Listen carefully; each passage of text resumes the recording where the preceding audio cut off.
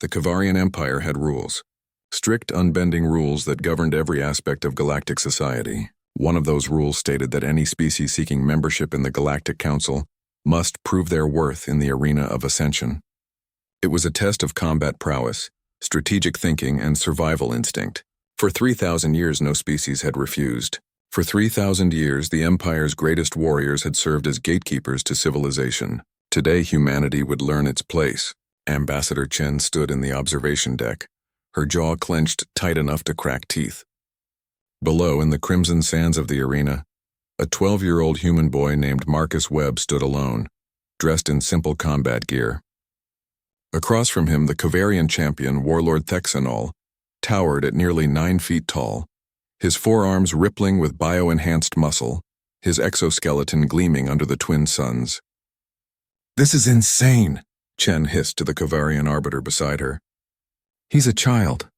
Our agreement was for trained volunteers, not—" "The selection was random as per protocol," the arbiter replied, his translator rendering his chittering voice into cold, mechanical precision. "Your species provided a roster. The name was drawn. If humans cannot even protect their young, perhaps they are not ready for the stars." Chen wanted to argue, wanted to scream, but she knew it would do no good. The Kavarians respected strength above all else. Showing weakness now would doom humanity's application entirely. She could only watch and pray that Marcus would survive long enough for her to forfeit the match. Down in the arena, Marcus tried to steady his breathing like his father had taught him during their weekend camping trips. His dad was a Marine Corps instructor, and while Marcus had absorbed countless lessons about staying calm under pressure, nothing had prepared him for this. One moment he'd been on a school field trip to the embassy.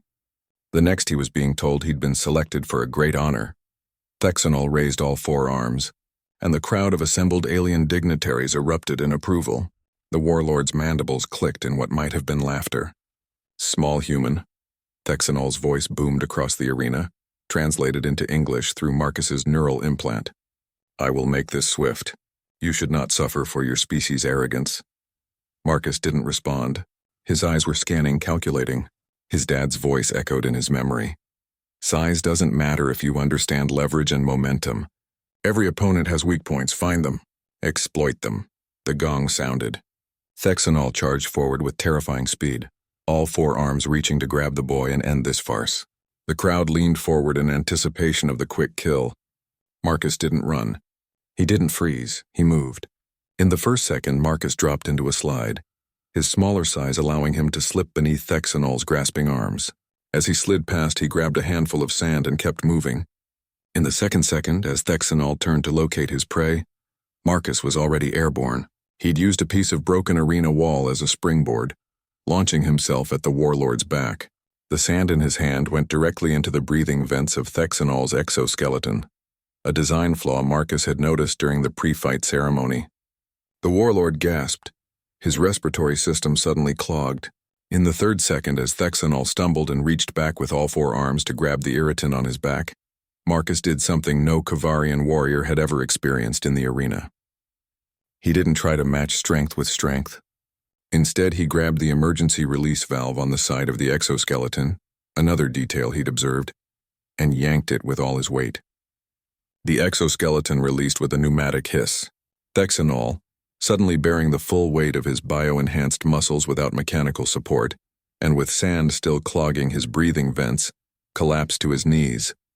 Marcus landed in a roll, came up with a piece of the broken exoskeleton in his hand and pressed it against the vulnerable nerve cluster at the base of the warlord's skull. "Yield," Marcus said quietly, his voice barely a whisper but picked up perfectly by the arena's amplification system. The arena fell silent. Thexanol, the undefeated champion of 47 consecutive trials, the warrior who had killed opponents 3 times the human child's size, remained perfectly still. The pressure point was precise. The boy somehow knew exactly where to apply force. "I yield," Thexanol croaked. The silence stretched for another heartbeat. Then another. Then the arbiter's voice rang out, shock evident even through the mechanical translation.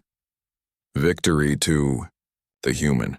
Ambassador Chen felt her knees go weak. Around her, alien dignitaries erupted into chaos, some in outrage, some in disbelief, others in what might have been impressed chittering. Marcus stepped back, dropped the piece of exoskeleton, and helped Thexanol to his feet. The warlord stared down at the child, all four eyes wide. "How?" Thexanol demanded. "How did a youngling—" "My dad's a Marine instructor," Marcus said, his voice shaky now that the adrenaline was fading. "He taught me that fighting isn't about being the biggest or the strongest. It's about observation, adaptation, and execution. You telegraphed your attack. Your exoskeleton had obvious weak points, and you underestimated me because I'm young." Marcus turned to face the observation deck, his eyes finding Ambassador Chen. "Also, I'm really sorry I damaged arena property. My mom's gonna kill me."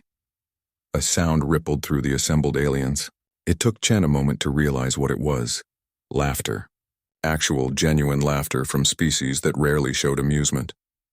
The Arbiter descended to the arena floor, approaching Marcus with what might have been newfound respect in his movements. "Human child," he said, "you have done what no opponent has achieved in 2 centuries. You have defeated our champion through skill, observation, and tactics rather than brute force." He turned to address the observation deck. "I believe we have witnessed something unprecedented today. Not just a human victory, but a demonstration of what makes this species unique. They do not rely on physical superiority or technological advantage. They rely on something far more dangerous: adaptability and ingenuity even in their young." Thexanol placed one massive hand on Marcus's shoulder, surprisingly gentle. "Your father trained you well, small warrior. The Kovarian Empire respects strength, but we revere wisdom. Today you have shown us that humans possess both." As Marcus was escorted from the arena to thunderous applause from species that moments before had expected to witness his death, Ambassador Chen allowed herself a small smile. Humanity had just earned its place among the stars, not through the military might of its soldiers or the brilliance of its scientists, but through the quick thinking of a 12-year-old boy who had learned to fight from weekend camping trips with his dad. The galaxy, she realized, had no idea what it was in for. And neither, she suspected, did humanity itself.